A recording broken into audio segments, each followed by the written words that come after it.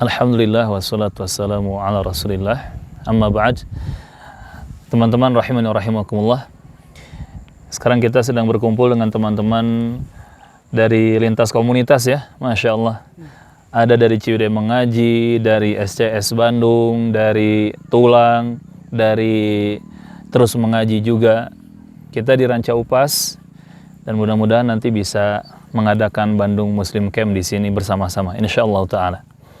Dan kita masih di momen Idul Adha, walaupun sekarang sudah masuk hari-hari tasyrik, namun tetap hari-hari tasyrik juga merupakan hari kebahagiaan kita, yaumu aklin wa syurbin wa la'bin wa dzikrillah, di mana kata Rasulullah SAW, hari-hari Id dan juga tasyrik adalah hari untuk makan, hari untuk minum, hari untuk bermain, dan juga untuk tetap berzikir kepada Allah Subhanahu wa Ta'ala. Dan kalau kita melihat ibadah kurban yang kemarin dan juga hari ini atau juga besok dan lusa kita laksanakan, ibadah kurban mengajarkan kepada kita suatu pelajaran yang sangat berharga, yaitu tentang pengorbanan. Dan pengorbanan ini mau tidak mau kita harus kehilangan sesuatu, di antaranya duniawi kita. Kita menyembelih domba ataupun sapi, pasti kita mengorbankan dunia kita, harta benda kita, fulus kita, ya, tabungan kita korbankan. Namun seperti itulah jalan untuk menggapai ridha dan juga surga Allah Tabaraka wa Ta'ala. Setiap perjuangan butuh pengorbanan. Apalagi Nabi mengatakan sallallahu alaihi wasallam, ala inna sil'atallah ghaliyah, ala inna sil'atallahi hiyal jannah. Ketahuilah, perdagangan Allah itu sangat mahal, dagangan Allah itu sangat mahal, dan dagangan Allah itu kepada kita adalah surganya. Dan surga Allah ini tidak gratis, tetapi harus kita bayar dengan perjuangan, dengan pengorbanan di atas iman dan juga tauhid yang benar. Teman-teman rahimani wa rahimakumullah, ada kisah berharga disebutkan oleh Al-Imam Ibnu Abi Dunya rahimahullahu ta'ala dalam kitab Dhammud Dunya. Judulnya Dhammud Dunya, tercelanya dunia. Beliau menukilkan kisah dari Nabi Isa alaihissalam. Suatu hari beliau ditemani oleh seorang laki-laki dalam suatu perjalanan. Ketika sudah lelah, capek, beliau pun beristirahat. Kemudian mengeluarkan 3 potong roti. Nabi Isa memakan 1 potong roti, laki-laki yang menemaninya juga memakan sepotong roti. Tersisa 1 potong roti. Setelah itu, Nabi Isa kemudian mendekati sungai yang ada di sana untuk mengambil air untuk diminum. Sekembalinya dari sungai itu, Nabi Isa mendapati 1 potong roti yang terakhir sudah tidak ada.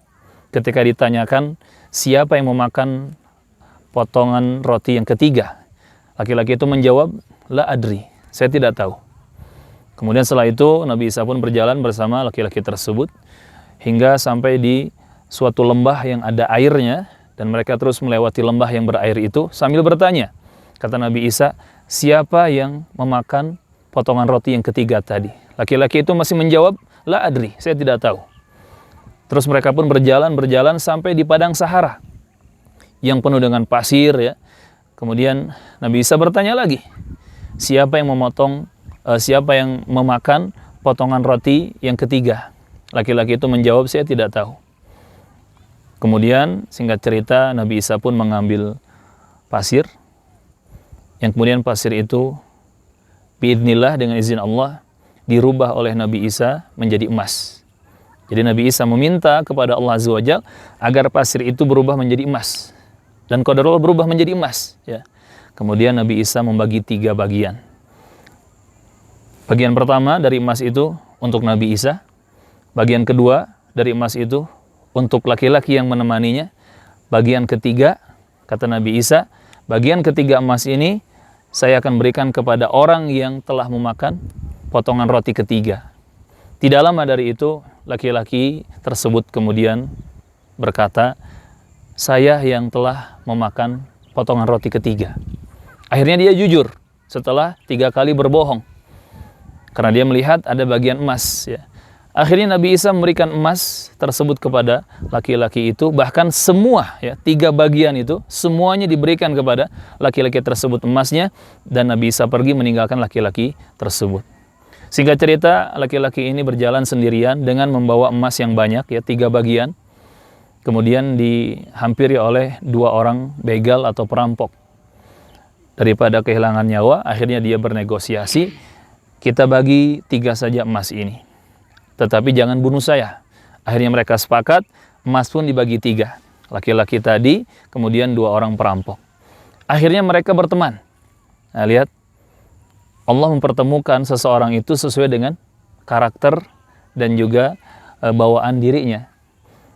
Orang yang pendusta, orang yang jahat, orang yang haus dunia dipertemukan dengan orang yang jahat juga. Sama-sama haus dunia. Pada akhirnya mereka sepakat untuk berteman. Jadi 3 orang laki-laki ini berteman pada akhirnya. Mereka pun berjalan bersama, kemudian sampai di satu tempat yang dekat dengan sebuah desa, dan di sana mereka mencari makanan dan memerintah 1 orang untuk datang atau masuk ke desa tersebut mencari makanan.